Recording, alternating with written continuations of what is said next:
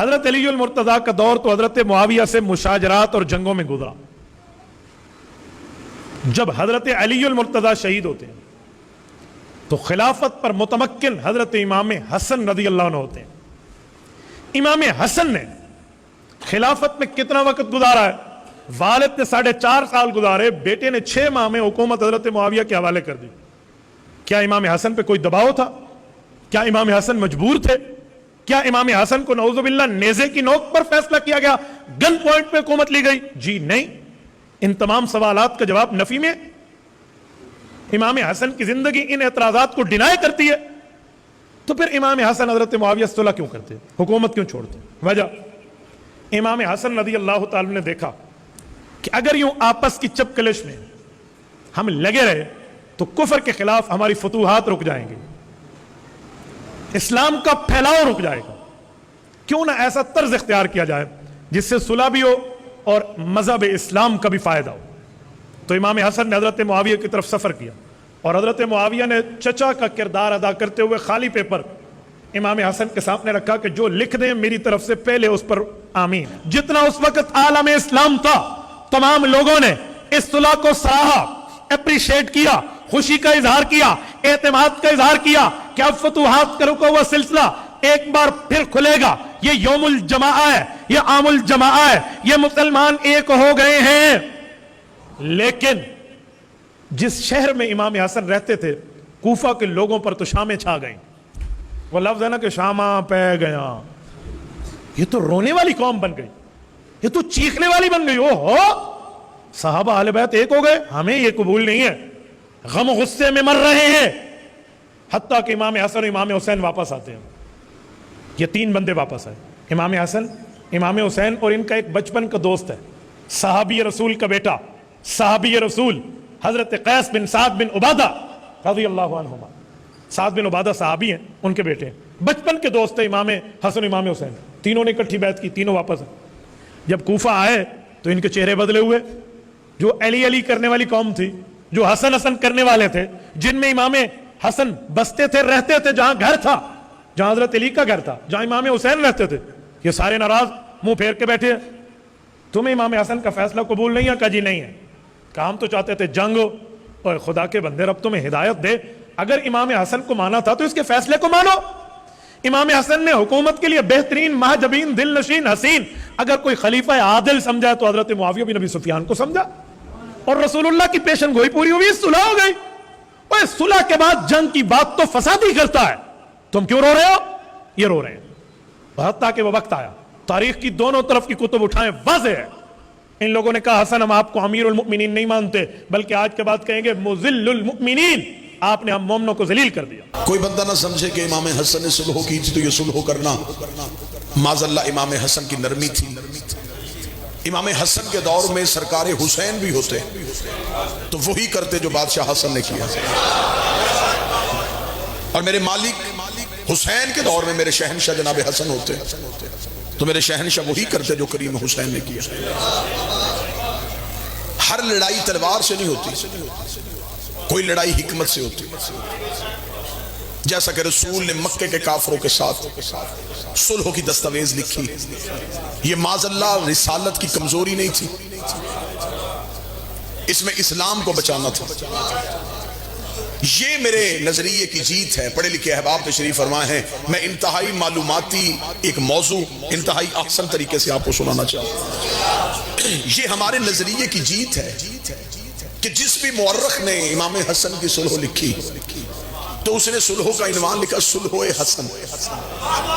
معاہدہ نہیں لکھا، محبت یا پیار کا لفظ نہیں لکھا، اس نے لفظ صلح لکھا. کتابوں میں بھی لفظ صلح ہے. یہ لفظ ہی ہمارے عقیدے کی جیت ہے. اب میں بتاؤں وہ کیسے. اس لیے کہ صلح دوستوں میں نہیں ہوتی، دشمنوں میں ہوتی. کسی نے امام حسن سے دشمنی کی تھی تو حسن نے صلح کی، اور جو ان کا ایک لمحے کے لیے بھی دشمن ہو وہ کل بھی لانتی تھا، وہ آج بھی. صلح بعد میں بتانا، لیکن پہلے یہ بتاؤ کہ پہلے لڑائی تھی اور دشمنی بھی تھی.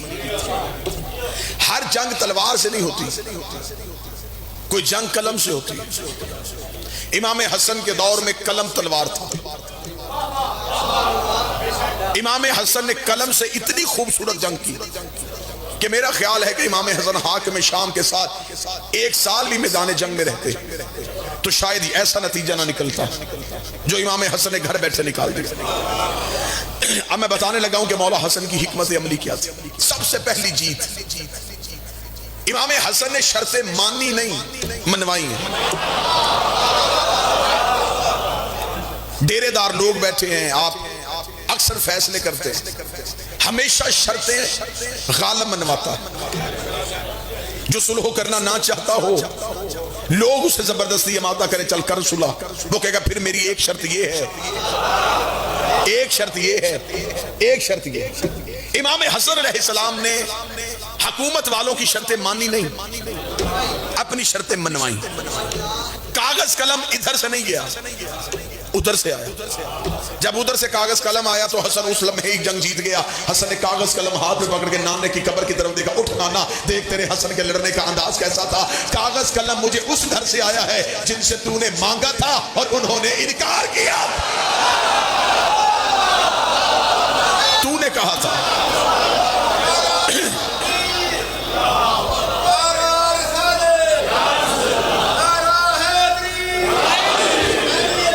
زندہ زندہ اللہم صلی علی محمد وآل محمد۔ کاغذ قلم انہوں نے دیا ہے جنہوں نے تجھے انکار کیا تھا۔ اب اگر امادہ ہیں تو میں موضوع شروع کروں جی۔ امام حسن علیہ السلام نے قلم اٹھایا اور امام حسن نے پہلی شرط لکھی۔ یہ پہلی شرط نہیں تھی، یہ ملوکیت کا قتل تھا، یہ حکومت کا قتل تھا۔ امام حسن نے پہلی شرط لکھی، آج کے بعد حاکم شام قرآن اور سنت پہ عمل کرے گا۔ جو بندہ تاریخ سن لیتا ہے وہ بندہ سر اٹھائے۔ آج کے بعد یہ قرآن اور سنت پہ عمل کرے گا۔ یہ تخت کا بھوکا تھا، اسے حکومت کا لالچ تھا، اس نے جلدی جلدی دستخط کر دیے، لیکن یہ نہیں دیکھا کہ حسن کتنی بڑی جنگ جیت گیا۔ حسن نے یہ شرط منوا کے مورخ کو لکھنے میں مجبور کر دیا کہ آج سے پہلے نہ یہ قرآن پہ عمل کرتا تھا نہ یہ سنت پہ عمل، اس کا کوئی عمل قرآن اور سنت کے مطابق نہیں۔ جسے زمانہ کاتب وحی لکھتا ہے، حسن اسے لکھوا رہے ہیں کہ تو قرآن اور سنت پہ عمل کرے۔ آج کے بعد پچھلا پورا ماضی حسن نے پہلی شرط میں ننگا کر دیا۔ اسلام کے لبادے میں چھپے بیٹھے تھے، حسن نے پہلی ہی شرط کے ساتھ نقاب اتار دیا۔ اب اگر انکار کرتا تو پھر بھی مرتا کہ کیا کہوں، نہیں کروں گا۔ مان گیا۔ اس کے پہلو میں بیٹھا تھا عمر بن عاص، اسے کہا وہ شرط منوائے اور ہم نہ منوائیں، یہ کیسے ہو سکتا ہے؟ صلح و برابری پہ ہو۔ ایک شرط اس نے لکھوائی، ایک ہم لکھوائیں گے۔ حاکم شام نے کہا ہم کیا لکھوائیں؟ یہ میں بالکل تاریخ پڑھ رہا ہوں آپ کے ساتھ۔ اس نے کہا ایسے کر، تو حسن سے کہہ، اس نے قرآن اور سنت والی شرط لکھوائی۔ اس نے کہا لکھ کہ سیرت شیخین پر بھی عمل ہوگا۔ جو علی سے پہلے خلافتوں کا دور گزرا ہے ان کی سیرت بھی چلے گی، صرف قرآن اور سنت نہیں چلے گا، ان کی سیرت پر بھی عمل ہوگا۔ جو چیزیں انہوں نے کہی ہیں وہ بھی مانی جائیں گی۔ حسن یہ شرط نہیں مانے گا۔ جب حسن انکار کرے گا ہم کہیں گے تو پہلی شرط واپس لے، ہم دوسری شرط واپس لیتے نہیں۔ اگر تو نے پہلی منوائی ہے تو ہماری دوسری مان۔ امام حسن کے سامنے انہوں نے یہ شرط رکھ کے کہا حسن کیا تو اس شرط پہ دستخط کرے گا؟ حسن مسکرائے، مسکرا کے سوچ لو، یہ شرط لکھ دوں؟ انہوں نے کہا ہاں ہاں لکھ۔ حسن کہا سوچ لو میں لکھ دوں؟ حاکم شام نے کہا ہاں لکھ، ہم لکھوا رہے ہیں۔ مولا حسن نے فرمایا میں مٹاؤں گا نہیں اگر میں نے لکھ دی۔ انہوں نے کہا ہاں ہاں لکھ، ماننے کے لیے تیار ہیں۔ امام حسن نے کہا لکھ دے کہ سیرت شیخین پہ عمل ہوگا۔ یہ جملہ کہنے کے بعد حسن نے اس کا چہرہ دیکھ کے کہا تو جنگ ہار گیا ہے، تو نے یہ شرط علیحدہ لکھوا کے تاریخ کو لکھنے میں مجبور کر دیا ہے کہ وہ بھی قرآن و سنت پہ عمل نہیں کرتے۔ بولو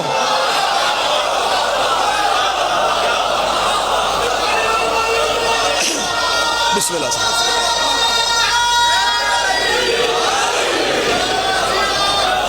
وہ بھی قرآن و سنت پہ عمل نہیں کرتے۔ بسم اللہ سے۔ بادشاہ حسین عزت عطا فرمائے، وہ بھی قرآن و سنت پہ عمل۔ اگر ان کا عمل قرآن اور سنت کے مطابق تھا تو علیحدہ شرط کیوں لکھوائی؟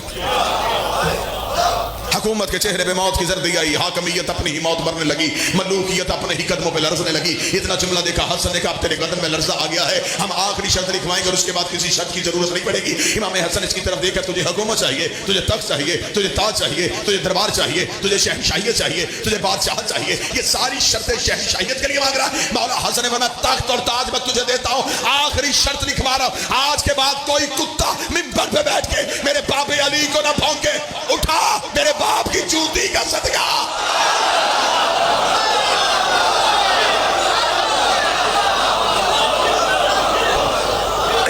آج کے بعد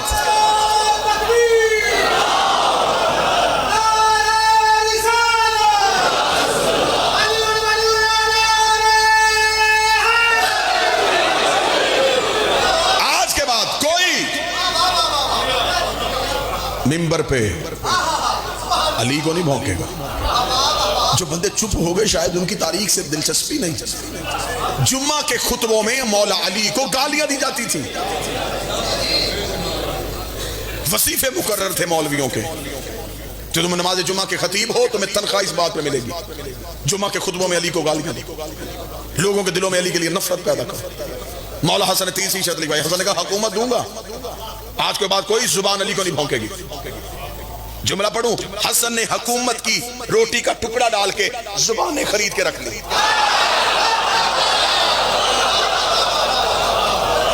اٹھاؤ حکومت۔ یہ شرطیں نہیں تھیں، یہ رسیاں تھیں جو حسن نے حکومت والوں کے ہاتھ میں باندھی۔ حسن شرطیں منوا کے چلے گئے۔ اس نے پیچھے سے سوچا کہ ہم نے حسن کو بلایا تھا کہ ہم حسن سے خلافت چھینیں گے، حسن نے جو شرطیں لکھ دی ہیں، حسن تو ہمیں مجبور کر کے چلا گیا۔ اس کا کل دوبارہ حسن کو دربار میں بلا، اب تو حسن نے ہمیں حکومت دے دی ہے نا، کل تو میں خلیفہ بن جاؤں گا، تو خلافت کا تاج سر پہ پہن کے میں تخت پہ بیٹھوں گا۔ حسن کو بلائیں گے دربار میں۔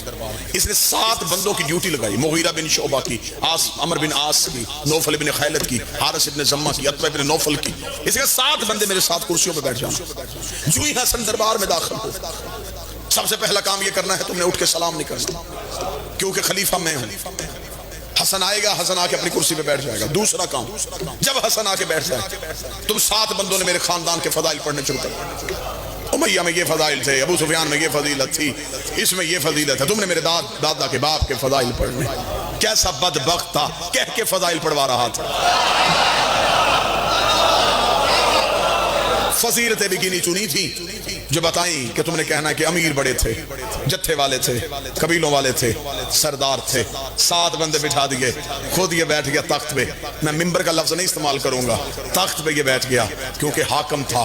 ممبر ہمیشہ امام کے پاس ہوتا ہے، یہ تخت پہ بیٹھ گیا، یہ تخت پہ بیٹھا تھا۔ بادشاہ حسن کا پہلا قدم دربار میں آیا، پہلے قدم کا دربار میں آنا تھا۔ اب جب بندہ حسن سننے کے لیے آیا ہے، حسن کا پہلا قدم دربار میں ہے، حالت کیا ہے؟ سر پہ رسول والا امامہ، کانٹھے پہ ابو طالب والی ابا، ہاشم کی دستار کو لیے ہوئے، انگوشتی سلیمان کو پہنے ہوئے، ذوالفقار حیدری کو حمائل کیے ہوئے۔ مولا حسن کا پہلا قدم دربار میں آیا، اس جلال کے ساتھ زہرا کا بیٹا دربار میں آیا۔ یہ خود سب سے پہلے تخت سے اٹھ کے کھڑا ہو گیا۔ جب یہ خود اٹھ کے کھڑا ہوا، 7 بندے کا تو نے ہمیں کہا تھا کھڑے نہیں ہونا، اب خود کیوں کھڑا ہو گیا؟ اس لیے مجھے حسن کے پروردگار کی قسم ہے، حسن نے پہلا قدم دربار میں رکھا۔ حسن کے پیچھے کا آگ کا دیو آ رہا تھا، جس کے ہاتھ میں آگ کا تازیانہ تھا، اس نے میرا کان پڑ گیا، اٹھ، دیکھ نہیں رہا حسن آ گیا۔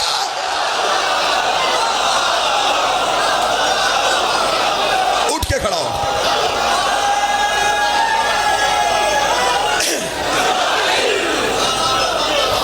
اٹھ کے کھڑا ہو، دیکھ نہیں رہا حسن آ گیا۔ مولا حسن کرسی پہ بیٹھ گئے، 7 پالتو کتے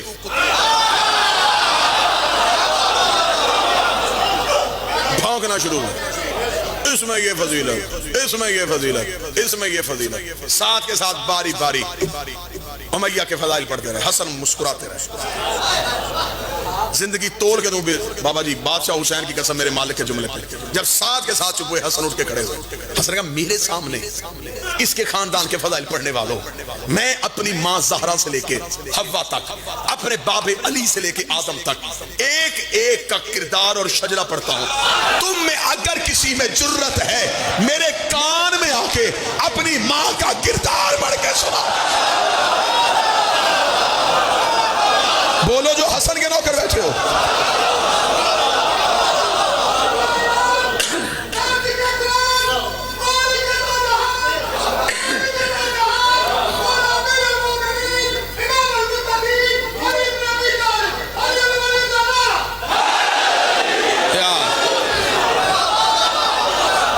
میرے کان میں آ کے, اونچی نہیں, کان میں آ کے اپنی ماں کا کردار پڑھو. میں ممبر پہ کھڑا ہوں, جملے مولا حسن کے نہ ہوتے پوری دنیا میں مجلس سنی جا رہی ہے, دیکھی جا رہی ہے, میں کبھی ممبر پہ نہ پڑھتا. میرے مولا حسن کا اتنا جملہ کہنا دیا, پیچھے سے کہ بندہ اٹھا, اس نے میرے مولا علی کو گالی دی, گالی کا دینا تھا. حسن کا چہرہ اس کی طرف, حسن کا تو نے میرے باپ کے خلاف زبان کھولی ہے, تو اسی کا بیٹا مشہور نہیں جو تجھ سے 2 سال چھوٹا ہے.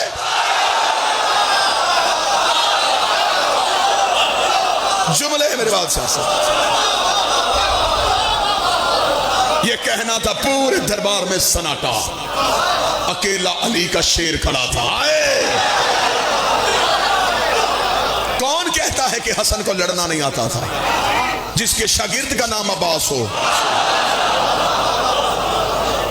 اکیلا کھڑا میرا بادشاہ حسن, ساتھ کے ساتھ چپ, تخت پہ بیٹھے ہوئے اس کی زبان پہ بھی تالے لگ گئے. مولا حسن نے فرمایا تم نے میرے سامنے اپنے خاندان کی فضیلت پڑھی, اور عرب کے ٹوٹے ہوئے شجرے کے لوگوں. میں خطبہ پڑھا مولا حسن کا, اے گندگی پہ اگے ہوئے پودوں, اے کرائے کے تانے بانے کے پکڑے ہوئے خوشامدیوں, میرے سامنے اپنے خاندان کی فضیلتیں پڑھتے ہو. میں بتاؤں میں کون ہوں؟ یہ کہہ کے حسن بولے, میں صفا کا بیٹا ہوں, میں مروہ کا بیٹا ہوں, میں منا کا فرزند ہوں, میں ذریت ابراہیم ہوں, میں نسل اسماعیل ہوں, میں شجرہ طیبہ کا ثمر ہوں, میں کعبہ کوثین کی منزل ہوں, میں سدرۃ المنتہا کی حد ہوں. یہ کہہ کے حسن بولے, میں یعقوب الدین کا بیٹا ہوں, میں قائد غلم جلین کا بیٹا ہوں, میں فاتح دارین کا بیٹا ہوں, میں نقطہ باب بسم اللہ کا بیٹا ہوں, میں مولود حرم کا بیٹا ہوں, میں الحمد کے دل کا بیٹا ہوں, میں یاسین کے سر کا بیٹا ہوں, میں قرآن کے مالک کا بیٹا ہوں, میں حجاب حمد کا بیٹا ہوں, میں حجاب عزت کا بیٹا ہوں, میں حجاب جبروت کا بیٹا ہوں, میں حجاب رحمت کا بیٹا ہوں, میں حجاب رحیمیت کا بیٹا ہوں. یہ کہہ کے حسن کی آواز آئی, اور مجھ سے مقابلہ کرنے والوں, میں اس کا بیٹا ہوں جو معراج کے پردے میں ادھر بولا تھا, اور میں اس کا بیٹا ہوں جو معراج کے پردے میں ادھر بولا تھا.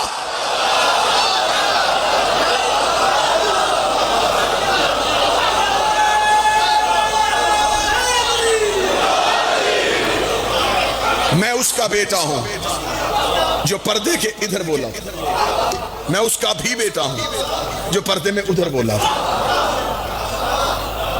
یہ کہہ کے حسن کی آواز آئی, مجھ سے مقابلہ, اگر میں چاہوں عراق کو شام کروں, تھک گئے ہو تو چھوڑوں, اگر میں چاہوں عراق کو شام کروں, شام کو عراق کروں, مشرق کو مغرب کروں, مغرب کو مشرق کروں, مرد کو عورت کروں. اتنا کہنا تھا, پیچھے سے بول گیا کیسے؟ حسن نے چہرہ پھیر کے کہا ایسے.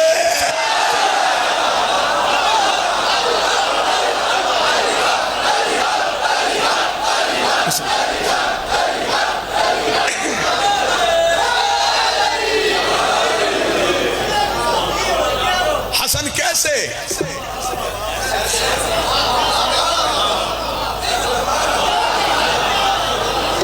اٹھا تھا بیٹھ گئی, آیا تھا چلی گئی. علی کا دشمن مردوں میں بھی بیٹھا ہو تو عورت ہوتا ہے.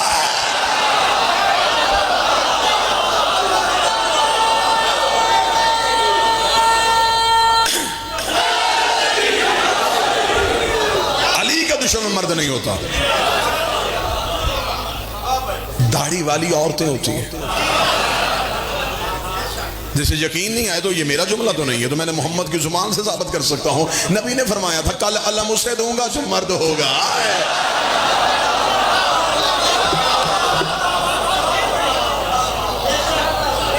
ہم چاہیں, یہ کہنا تھا دربار میں کپ کپی تاریخ, حسن دربار سے نکلنے لگے.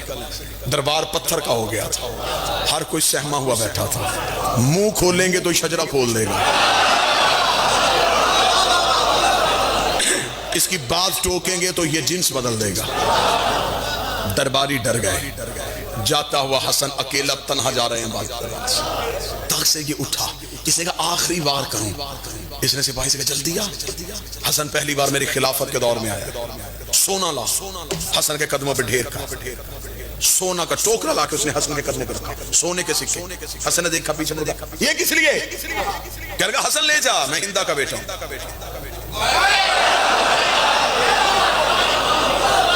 بادشاہ حسن نے اس کی طرف دیکھا اور مولا حسن دربار سے باہر نکلے.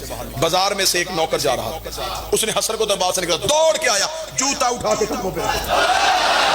حسن نے سر پہ ہاتھ لگا, وہ سارا سونا اٹھا وہ تیرا ہے, وہ سارا سونا اٹھا تیرا ہے. حاکم شام دیکھ گا, حسن پہلے دیکھ تو لے. تو میں چپ, میں زہرا کا بیٹا.